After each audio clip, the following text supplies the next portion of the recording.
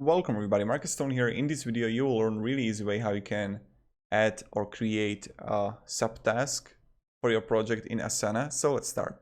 First, what you want to do is just click on your project and just click here, and you will be here with this is normal task, subtask, and you can click here and you will find here add subtask.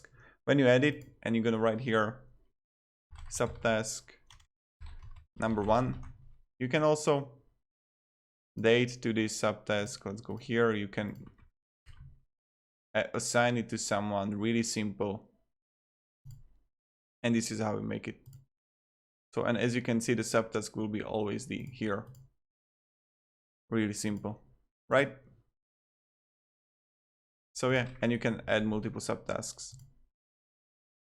Let's add subtask here. And as you can see, we see number 2 here. So that's kind of it. How we make it. Yeah, thank you. Have a great day and see ya. Goodbye.